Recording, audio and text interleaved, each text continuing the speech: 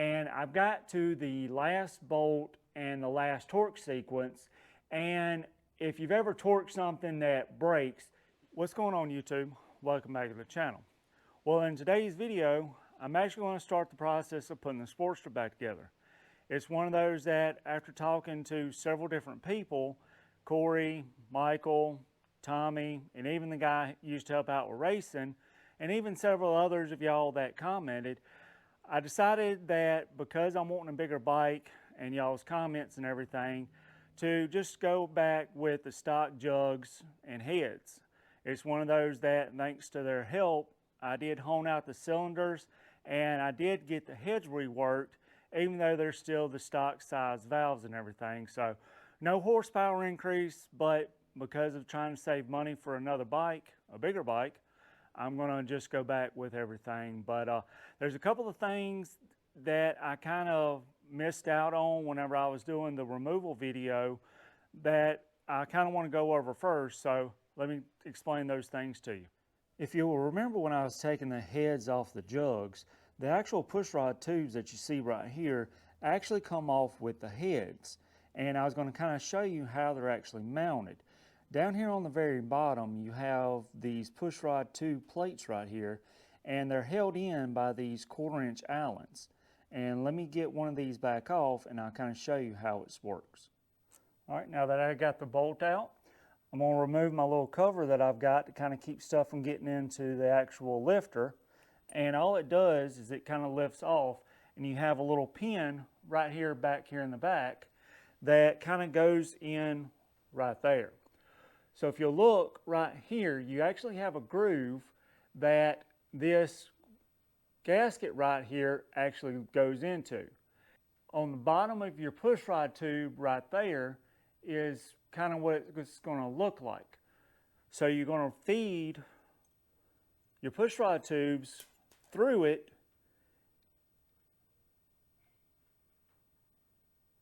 and then just kind of pressure, which I know it's not really flat right now, just kind of showing you, but kind of pressure is going to hold it into the actual plate right there. So the next thing I want to talk about is how to actually remove your piston from your connecting rod right here. The first thing you're going to want to do, and it's very important, and thanks to Corey Saddle Tramp for telling me this, and also in his videos, always stick rags inside your primary right here in order to keep foreign objects from falling in here, and also the circlip that you're fixing to remove. If you have something fall into your primary, you're actually going to have to remove your primary and completely disassemble it in order to get that foreign object out of there. And that's not something that you're going to want to do. So what's actually holding your piston onto your connecting rod is going to be on each side of your piston, inside those little grooves. Hopefully you can see that groove I'm talking about. Like I said, on each side, you have what they call a circlip. And that's what the circlip looks like. There's two of them. So in order to remove that little circlip from that groove, I've used a pick just like this that is actually 45. I can't find right now. But I reached in to the little groove right there and was able to grab that little circlip and pull it out. It's very likely that little circlip is going to go flinging. So make sure, like I said, you put your rags into the primary to keep it from falling in the primary. Now, between the circlips, right inside here, is what they call a piston pin. And that's what it looks like. It goes into that hole, and the circlip is holding it from coming out of those holes. So that's how everything is all connected together, and you'll see me put it all back together, and hopefully it'll make a little bit more sense. So the first thing we need to do in order to start putting all of it back together is install our piston into our jug. Now, if you've forgotten which way the actual jug faces, On the very bottom, you've got a little pin right there. And you see it's kind of not hollow all the way through. It kind of goes in just a little bit and kind of stops. So on your primary, this is the pin that is going to be going into. So as long as you know that your pin is on the back side, you know which way your jug is facing. That's very important because your pistons actually have a direction. And so you see how there's an arrow right there facing the front of the motorcycle. So you're going to want to make sure that when you're putting your piston into your jug, that you're going to have it orientated correctly. So you see I've got the alignment pin back here on the back with it facing up. And so my piston is going to be going just like this. And I'll show you how you put your piston in here in just a second. So I got a rag here with some 2050 motor oil on it. And what I'm going to do is I'm going to kind of coat all the piston. That way it helps whenever I install it to have some lubrication and it's not dry whenever you first start everything up.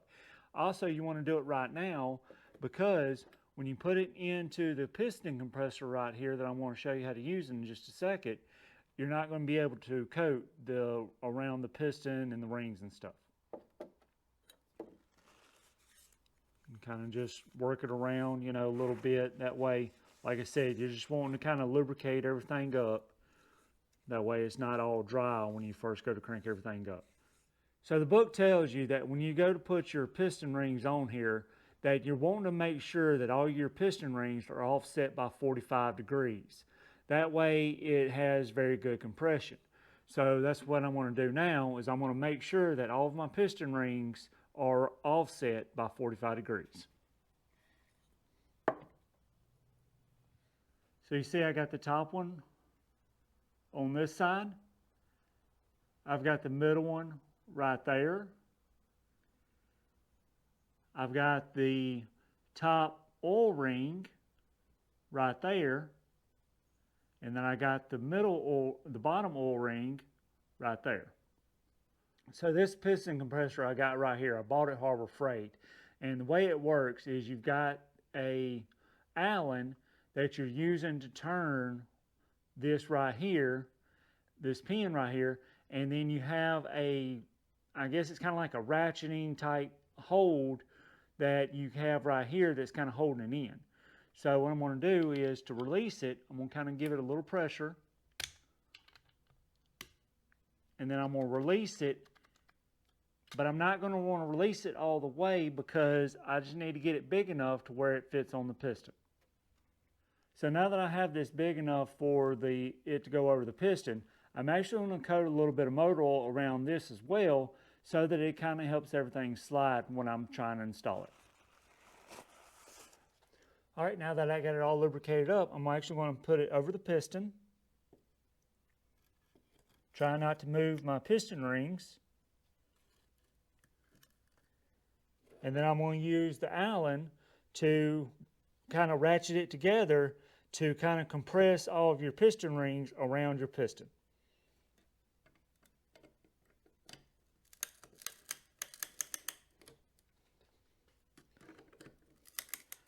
All right, so as you can see right there, all of my piston rings are compressed inside the piston, and you can kind of see how the actual piston compressor actually works. Kind of like I did around the piston and piston compressor, I'm actually going to coat the inside of the jug with some motor oil as well. That way it kind of, like I said, helps make everything kind of smooth when you're installing everything. All right, now that I have the inside of the piston coated, I'm going to be cognizant of my alignment pin when I set it down.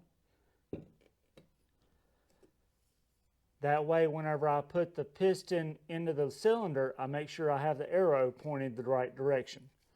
So I'm going to kind of line it up, and you want to line it up as best you can, you know, with it aligned, and also make sure that you're inside your jug whenever the piston goes down.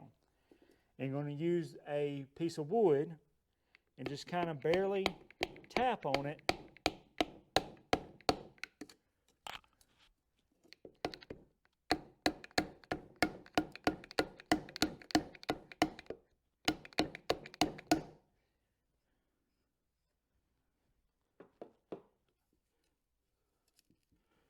Okay. All right. Now that you'll see how much I have sticking out of it, because you don't want to push it all the way in. I'm going to release it.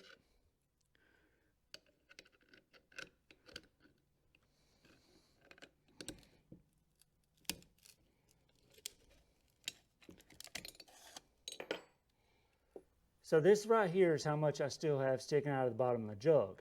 And the reason for that is I still need to get to this hole right here to where I can put the piston pin and the circlips in here to hold it to the connecting rod. Another thing is that I want to make sure that when I put it in the right location with the alignment pin, that the arrow on my piston is actually pointing toward the front of the motorcycle, which it is. Now that we have the piston into the jug, we're almost ready to put it back on the bike, but before we do, I kind of wanted to go over the gasket kit I got from Cometic based on Saddle Tramp's recommendation. It's one of those that, as always, I'm going to put the part numbers up here for the actual Cometic kit and also any other stuff that I do in this video. So to begin with, you're actually going to use your base gasket, which is this one right there. After you get the jug on, you'll put your head gasket on, and this is your head gasket, and these two are metal, and Corey recommended these, so that's the reason why I went with them. Once you get your head on there, you're going to use your lower valve cover gasket, and then this is going to be your middle valve cover gasket, and this is going to be your upper valve cover gasket. Now you also have this gasket right here that goes on the middle and the upper. I'll show you that here whenever I get to that part. Of course, you have your push rod tube gasket that I showed you earlier, and then you have this one right here that goes on the top of the push rod tube where it goes into the head. You have this little flap right here that is going to go on your middle valve cover right there to replace that one. So you also have your little O-rings right here included in the kit that go on the cover of where your lifters are, and I'll show you those in just a minute whenever I go to replace those little O-rings. On top of your actual valve cover, on these bolts right here, as you see right there, there's one of the gaskets, and you have those gaskets as well. So also included in the kit is your intake gaskets for both your front and rear cylinder, and your two carburetor gaskets, this one right here on the back side where it goes in the intake, and then this one right here that goes where your filter cover is going on to your carburetor. Included also is going to be your two exhausts. So the rest of these I didn't use. One, because I had somebody professionally redo the valves. So here are your valve seats that I'm not going to be using, but they are included. And then you have 8 of these copper washers, and I've talked to Saddle Tramp about it, and I don't really know where these copper washers go, but you know, these kits are kind of included on several different years, so it may be included on the year that you have. You just need to take a look. But as far as my 95 is concerned, it's not being used. So the first jug that I'm actually going to be installing is going to be my rear jug. It doesn't really matter which one you start with. It's just one of those that I just kind of want to start with the rear. But I'm going to actually remove all of my rags like I have right here. And the reason being is that the first thing I want to do for just a split second is I want to rotate my connecting rods to where they're at, all the way at the bottom. And you'll understand why here in just a few minutes.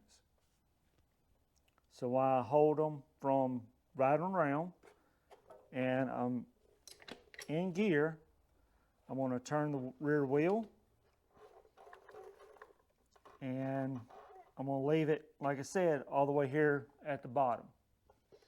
All right, the next thing I'm going to do is I'm actually going to install my base gasket. Make sure I have it all lined up with the holes in the alignment pin.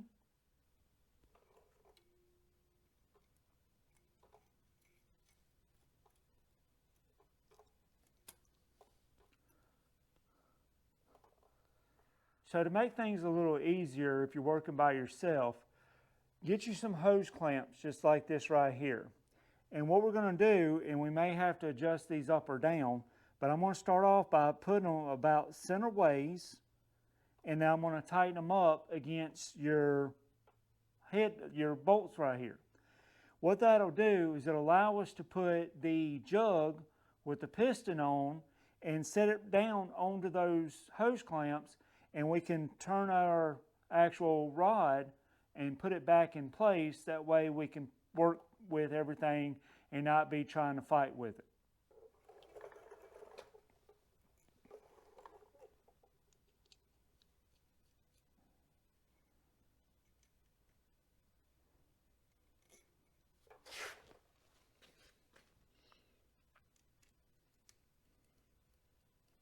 And you're going to want to make sure that you use these type right here, because if you use the spring loaded, you're not going to be able to get them out once you have the jugs on here.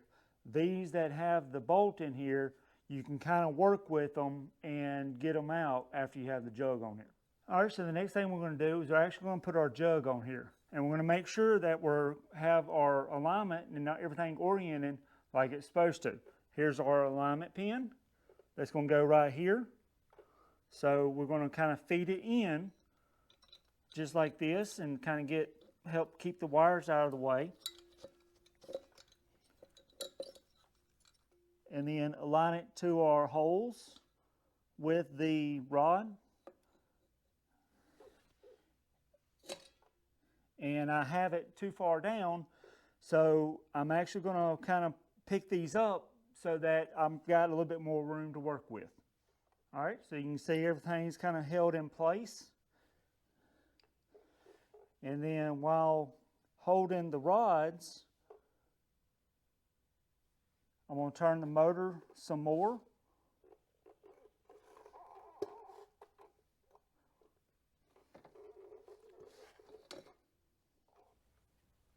So you see I've kind of got it a little too high, so I'm going to turn the motor back just a little bit to try to line it up with our hole in our piston.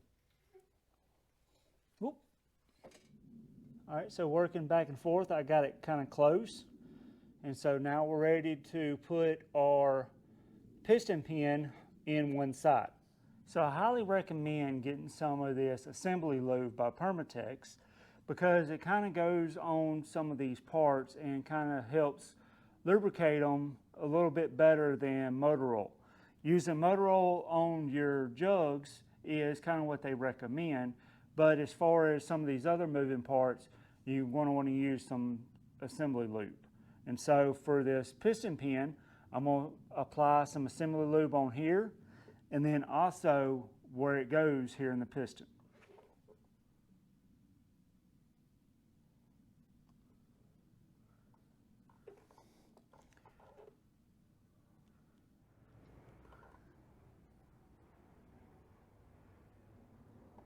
So on your piston pin, I'm going to kind of play with each side to see which one kind of goes in a little better. Okay? So this side seemed to be a little better, and it's one of those whenever I went to take these out, I actually had to use a socket to actually get these all the way out. So I'm probably going to have to do the same thing to get these all the way back in. To begin with, I'm going to use a rubber mallet to try to get them started.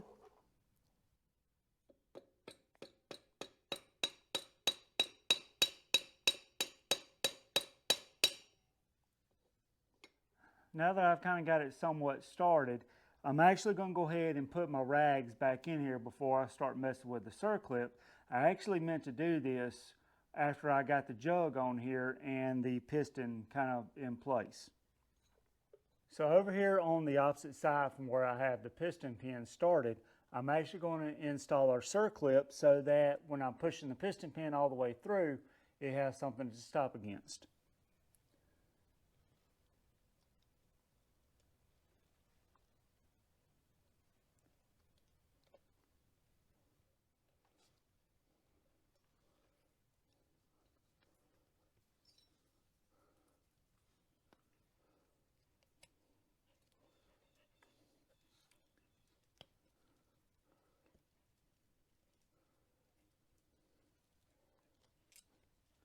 Now that I got it kind of started by hand, I'm going to use a flathead screwdriver to kind of push the top into the groove.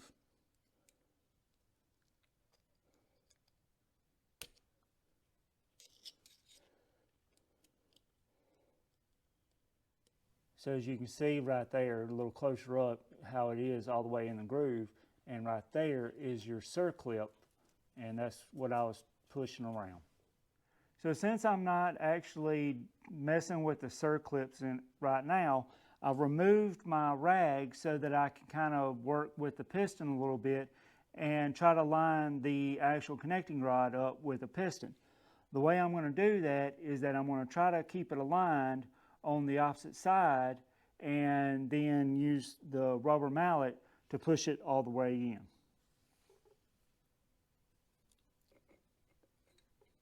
So now that I have it aligned, I'm going to actually try to use the rubber mallet to push it all the rest of the way in.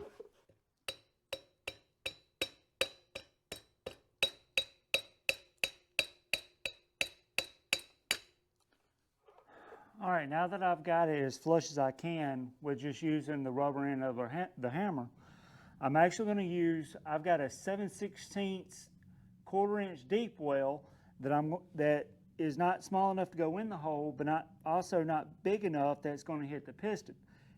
So I'm going to line it as best I can, center of it, and I'm going to use the hammer to push it the rest of the way in.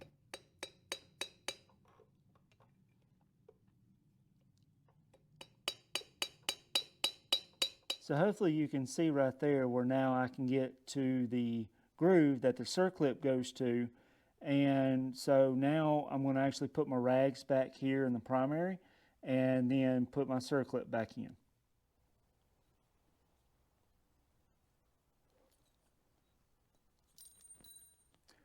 And as you see, that's the reason why you make sure you have rags, because they are easy to drop.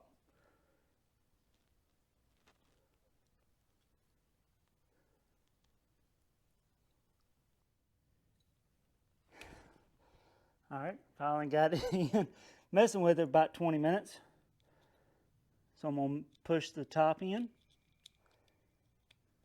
As you can look and see, it's all the way in the groove. All right, so now I can actually remove our hose clamps.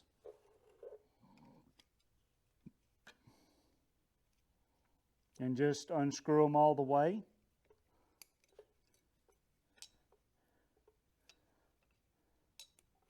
And then you should be able to pull them off just like that. All right, let's remove our rags. So as you can see right there, our piston is able to easily rotate on our connecting rod in there. So we know we don't have anything binded up. So what I'm going to do is I'm going to try to feed the piston into the jug right like this.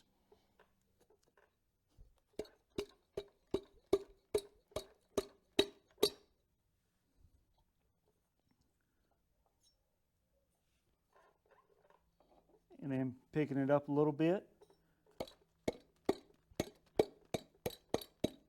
Once I have it enough into about center ways, I'm going to actually rotate the actual wheel and actually pull it down where it's supposed to go.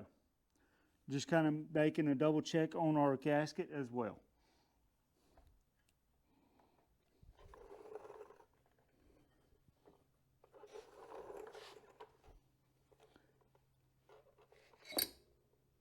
Okay,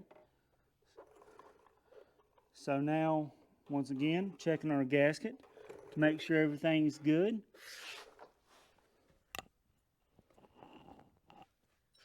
And then I'm going to go ahead and push it all the way in just like so. Before we can actually put the heads on the cylinder, we actually need to go ahead and put our push rod tubes on. The reason being is that once you have the heads on there, you won't be able to get your push rod tube in there. So as I said in the beginning of the video, the way these go together is you're going to want to feed your black gasket down toward the bottom of the pushrod tube.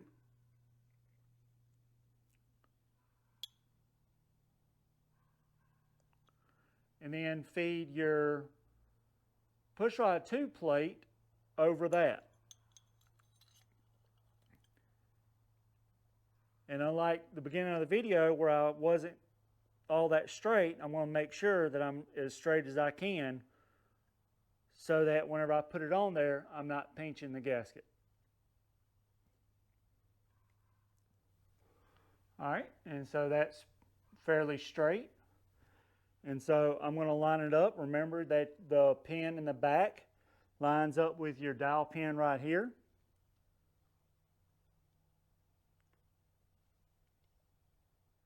And I'm going to put the bolt in there, and this is going to be a 1/4 inch Allen.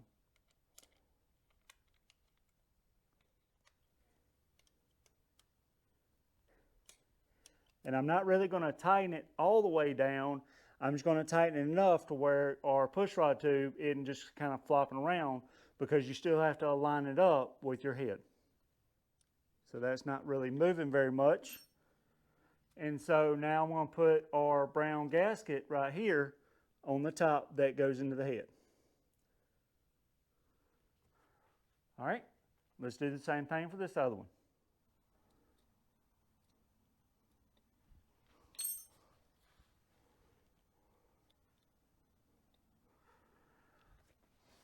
All right, now we're ready to put our head gasket on and our head.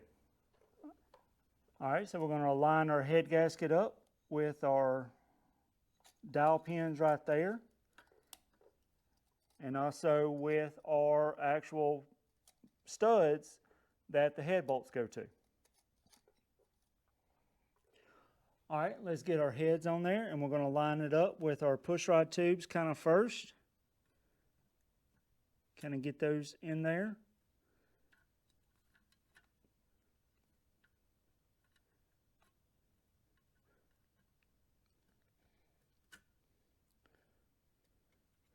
And then we can line up our dowel pins.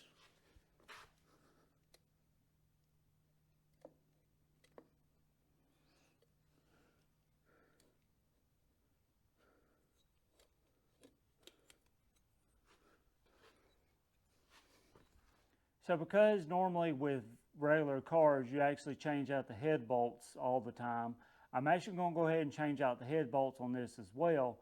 I don't know if it's required or not, but it's something that I do recommend, like I said, because of regular vehicles.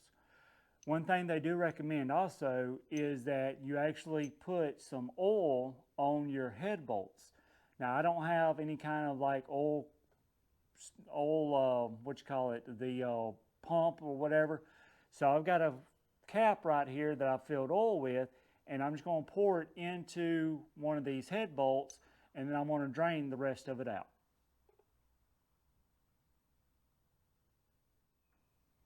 And once I feel like it's kind of all the way at the bottom, like I said, I'm going to turn it over and let it drain the excess out. And then I'm going to coat the outside of this along with the actual flange of the bolt.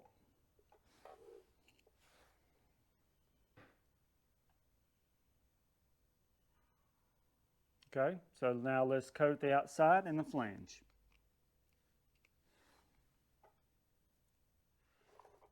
So the longer of the two, as you can see right there, the longer one goes on the pushrod side. Your shorter ones, like this one, goes on your spark plug side. So I've got one of the long ones ready. I'm going to actually set it into on here.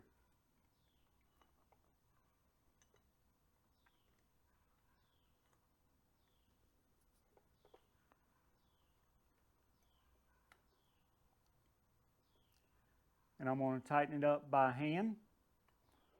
So now let's do the rest of them. Once again, the long one goes right here, and then the two short ones go on the other side.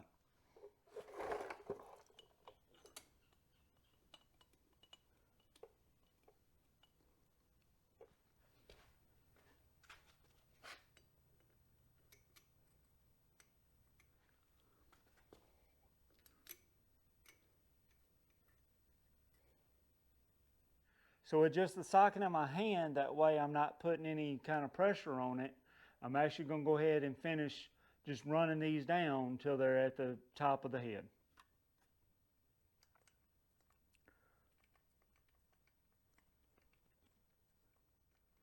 This kind of just gives you something to kind of hold on to. That way, if your hands are slipping around the actual bolt, you got something that you know is grabbing it. All right, so you see how much flusher that is. So that's all I'm going to do with just the socket.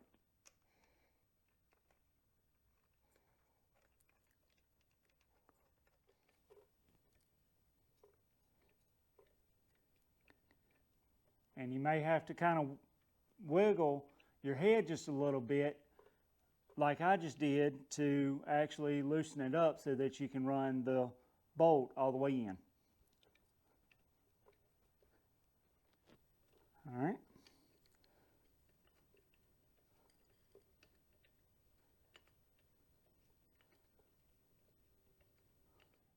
So this is actually take 2 of me trying to torque these head bolts.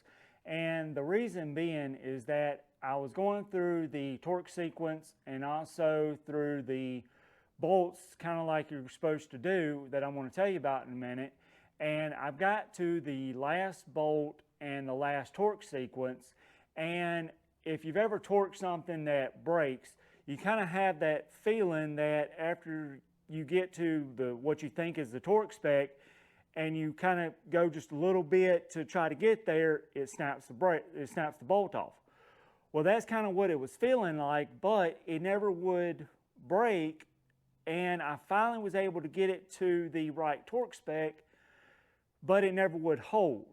And so I talked to Corey and I talked to Shelby and got their recommendations, and before I kind of pursued their recommendations, and if you're seeing this kind of works, I wanted to kind of look at it a little closer. And if you look at the head stud right there, it kind of looks like there was something wrong with it. Now, as you saw, I actually used my hand to tighten all these bolts up to the top of the head. And after I did that, like I'm fixing to do here in a minute, I used a socket with my hand. So it's kind of hard for me to feel like that I would have cross-threaded that, because if you cross-thread something, you got to put a lot of force into getting it cross-threaded. So I'm not saying that these threads right here aren't stretched, because this is next to the same spot that I blew the head gasket. And I agree with Corey that maybe something was going on with this head stud, which is what caused me to blow that head gasket. So, like I just talked about, I'm going to use a 1/2 inch 12 point. And the reason why you want to use a 12 point, if you look on the bottom of or the top of your bolt, you see how you got 12 points. And so you want to use a 12 point so you have maximum contact around all of your head bolt.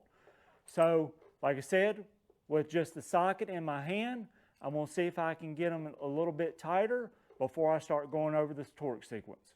Because I don't remember what head bolt I used in that location, I went ahead and used 2 of the new front cylinder long bolts and put in on the back cylinder. And if this works, I'm going to actually order 2 new front long ones and also a new head stud so that I can replace the one that I stole, just to try this out. So if you go with the Cometic kit like I'm using, they actually have on the back of it actually a diagram and instructions on how to torque your head bolts.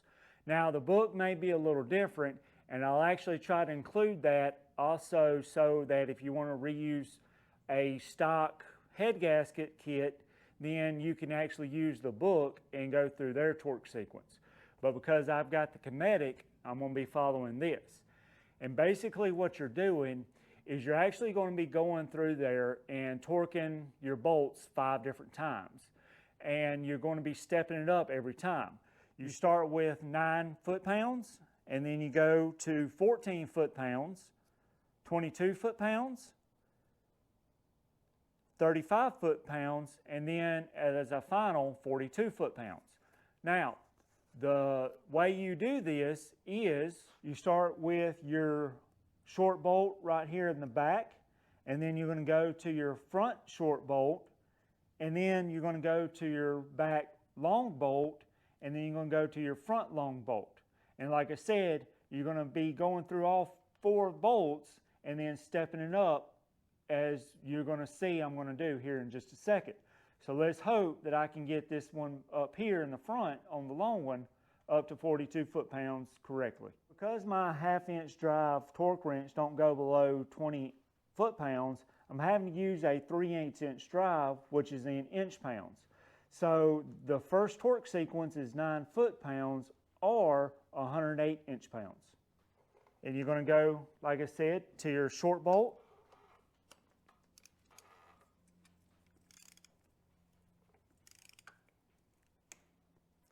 And I just heard it.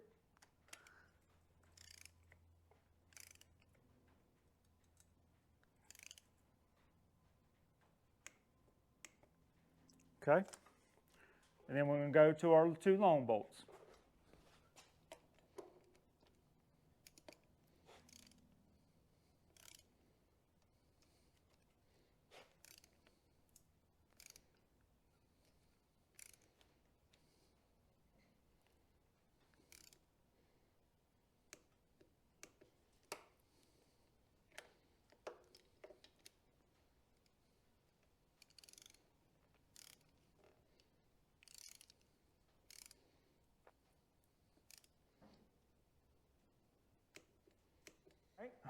All right, now we're going to go to 168 inch-pounds or 14 foot-pounds.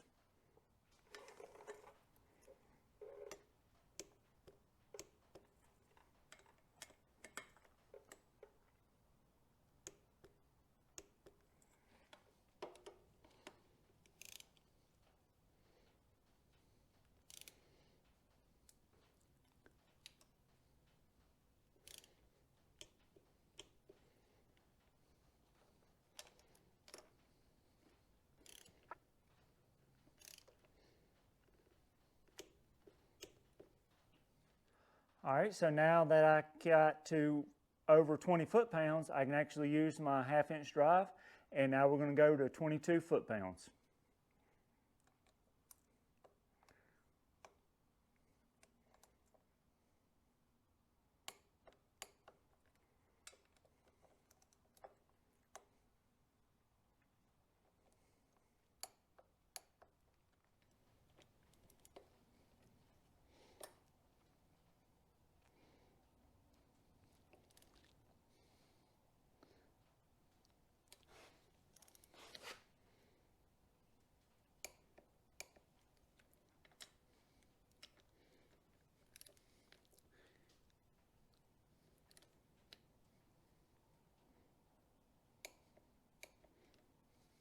All right, now let's do 35.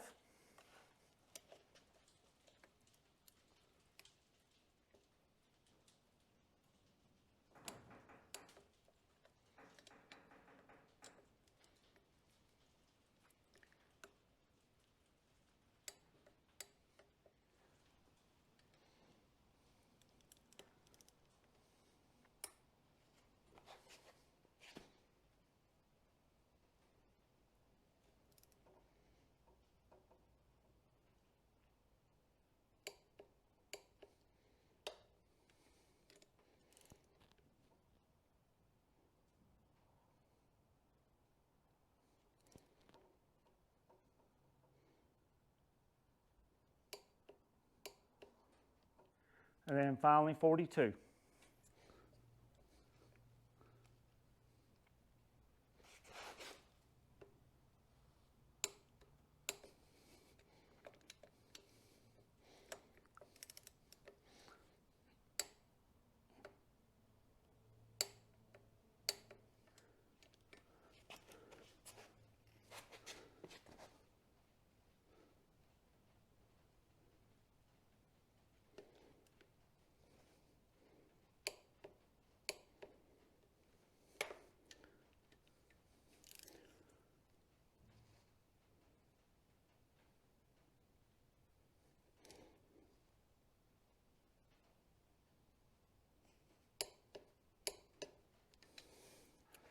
So that reacted a lot better than it did last time.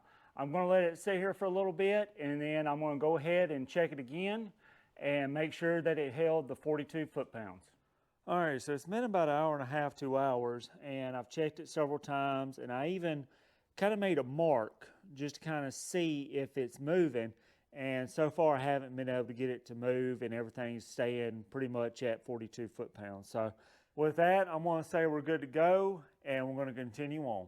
So now that I've got the pushrod tube set, I can actually go ahead and start torquing our actual pushrod tube plate right here. And this is going to be a 1/4 inch Allen, and it's torqued to 15 to 18 foot-pounds. I'm going to go on my inch pounds to 208 because it's kind of right there in the middle.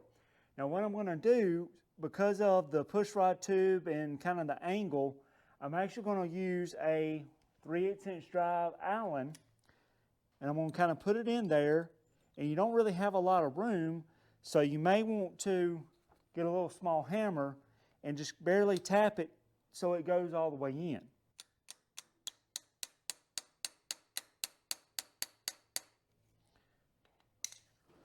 Once you have it in there real good and firm, now you can torque it.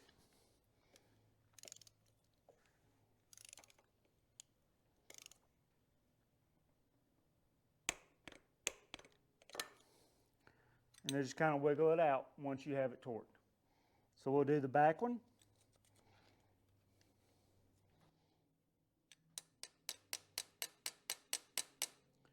And basically it's making sure that it gets down as much in there as you can, and you're not just hitting the very top of it.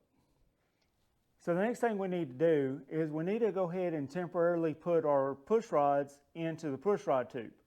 What we're going to do is we're going to rotate the rear tire while watching the push rods and make sure our lifter's on the very bottom. The reason why you're doing that is that when you're putting your rocker assembly on there, you want to make sure that you're not putting any kind of undue pressure when you're torquing everything. So by having the lifters on the bottom, you can get the correct torque spec. But you can't really tell that with the way it looks right now because you have no judgment. So that's the reason why I'm going to temporarily put the push rods in there, and then I'll take the push rods back out. That way we can get the rocker assembly up here, and then we'll be able to feed the push rods back in here, just like this. Also, real quick, don't forget that your exhaust push rod is just a hair longer than your intake. So you want to make sure that your exhaust on your rear cylinder is in the back.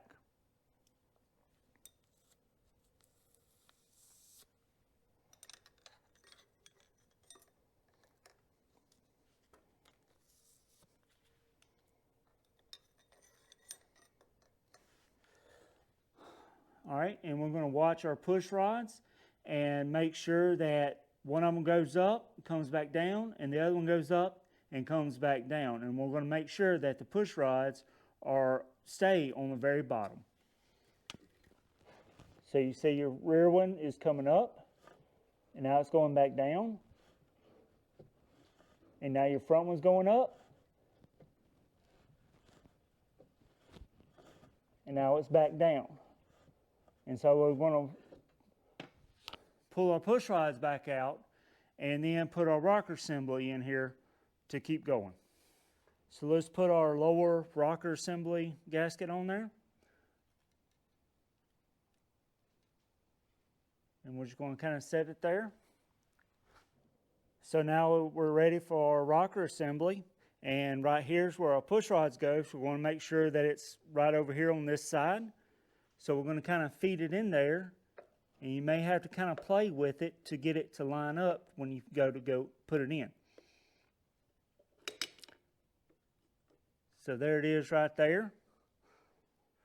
So I'm going to put my exhaust push rod in, and before I put it into the push rod tube, I'm going to put a little assembly lube on each end of it to kind of help when we do the startup.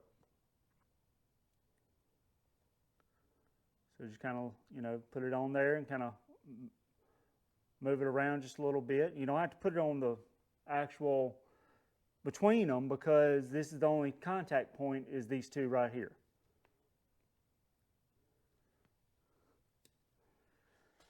And then while you have a little, before we put any bolts in it, we're going to kind of feed our push rod down into it.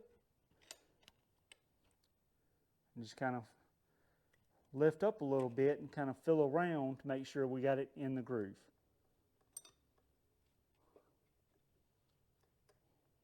Okay. And we're going to do the same thing on the intake.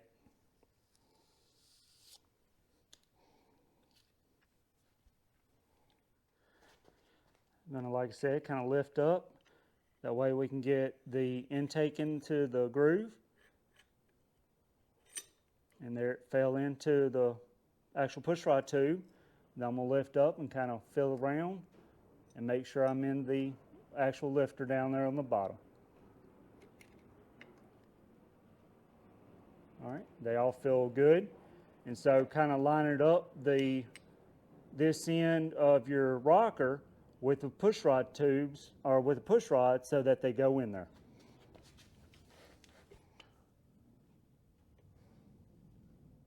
All right, hopefully you can, a little closer look, you can kind of see what I was talking about, where the push rod right down there is in the little groove on inside the actual lifter.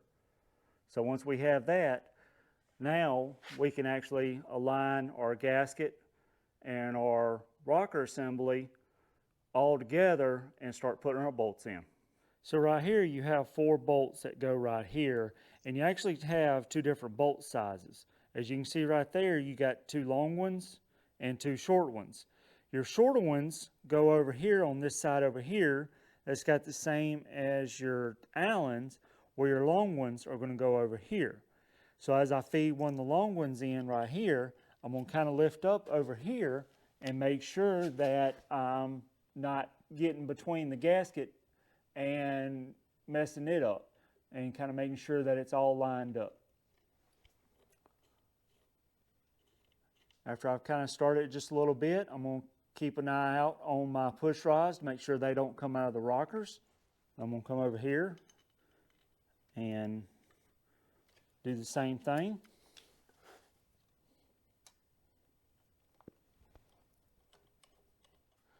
And I'm going to put the other short one in right here.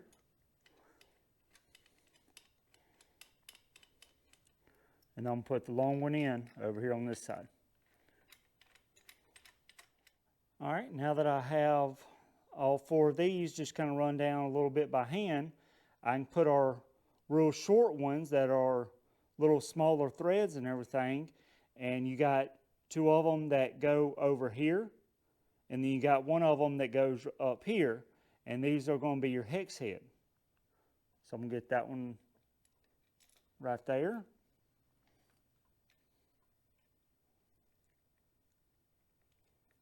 And then you got this one right up here.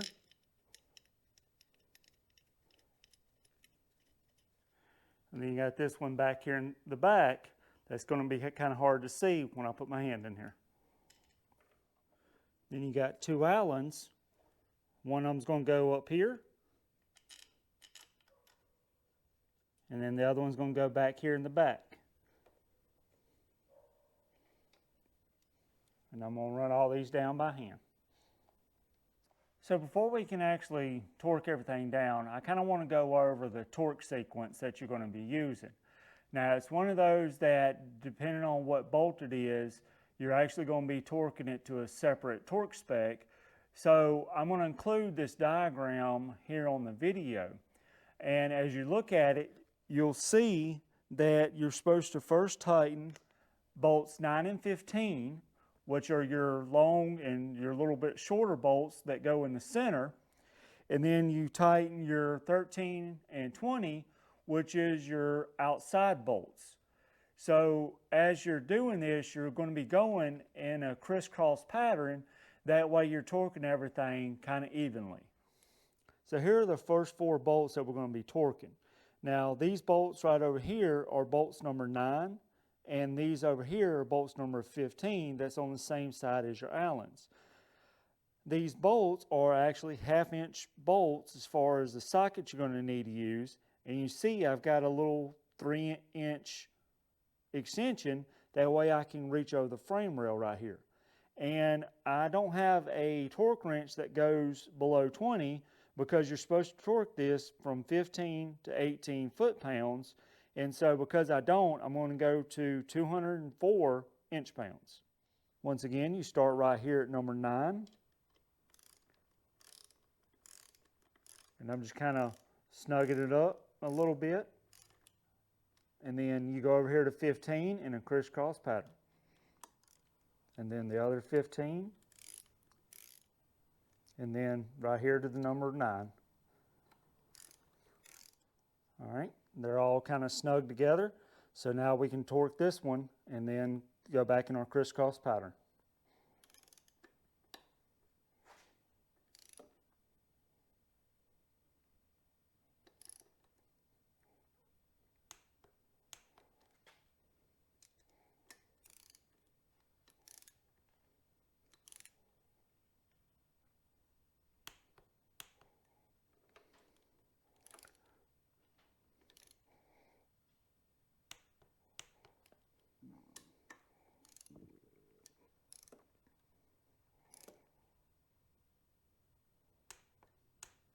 All right, so now we're ready for the ones on the outside.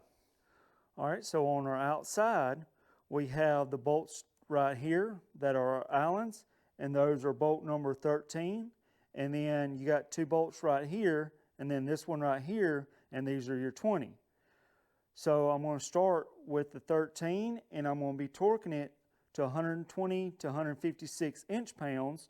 But because I'm going to go in the center, I'm going to actually got the torque wrench set to 138.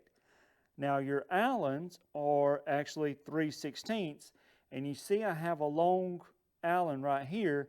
That way I can kind of reach in and get this one right here. So let's start with this one right here. And just kind of snug it up. Because I'm just kind of snugging it up, I can't really get the torque wrench in there right now. So I'm going to use just a regular ratchet and try to get it, just like I said, I'm just snugging it up before I actually torque it.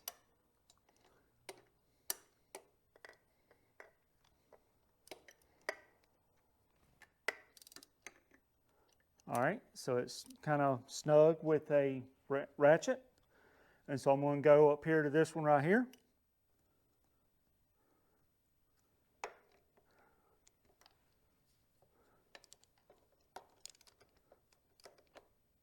All right, so it's kind of snug. And so I'm fixing to come back over to here.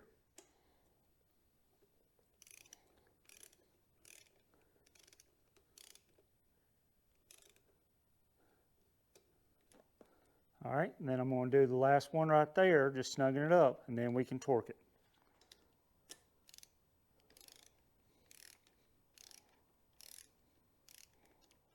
All right, so now I'm ready to torque it. I'm going to torque this one up here.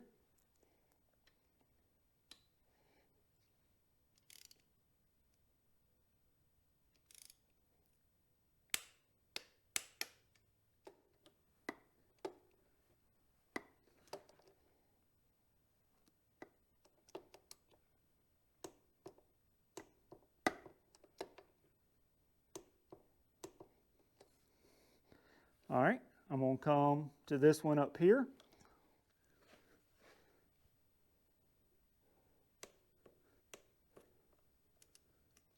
All right, so let's do this one right here. And I'm going to try to hold it in place.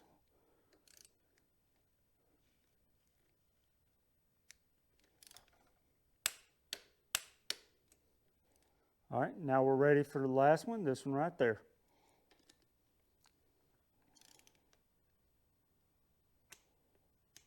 So before I install the middle rocker cover and the top rocker cover, I'm actually going to go ahead and install the front cylinder to this same point. And you'll understand why whenever we get there. But before I can do that, I'm going to have to actually order a new head stud and also some more head bolts. So it's going to be a few days before I can continue.